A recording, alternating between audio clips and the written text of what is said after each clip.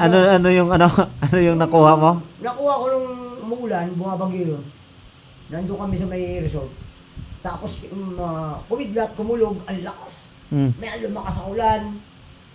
Eh, mayroong bakanting, ano ron, yung bakanting lote ba? Oh. Nandun yung nara, napakatandang nara. Oh. Yun ang tinamaan ng kidlat. O ano nakuha mo doon? Ngayon, tinamaan ng kidlat yun. Di pag gising ko sa umaga, pinuntahan ko ngayon, umuusok pa rin. Hmm. Nandun, nakadikit. Oh. Doon sa, alam mo yung nara, matibay yun. Nakadikit yun, isang bagang at saka isang ngipin ng kidlat na magkakaibang hugis. Kinuha ko yung bagang. Ay, yung ngipin. Yung ngipin, di ko nakuha, bigla nalusaw. Ang bagang, may bagang pala yung kidlat. Oo, meron.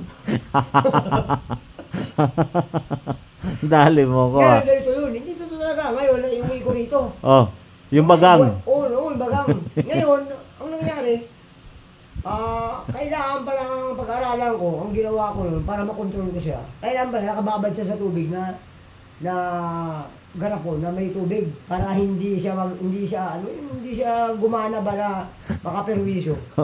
Ngayon, ang naisip ko naman na ilagay sa baywang ko at ilagay sa tilang itim at saka pula. Oh. Wala nung nakainom ako, nalasing ako. Oh.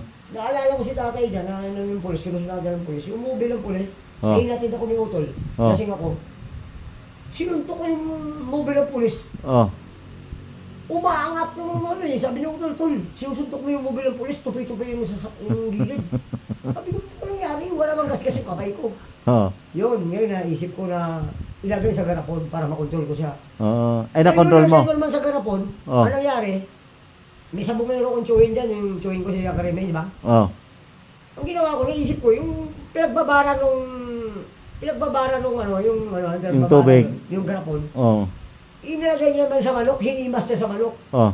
Ah, Nasunog. Grabe. Ano nangyari? Nasunog yung manok? Hindi. Yung pinag sa manok yun, nilaban sa sabong, kawawa yung kalaban, parang kidnat ang beer. Tinagdad. Wasa. Talaga? Oo eh. Ngayon gumana yun. Laki na nanalo si Uncle.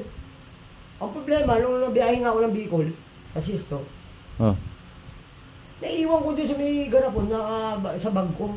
Oh. Hinakaw, Brad. Eh, nagtataka kasi yung Bicolano kasama ko.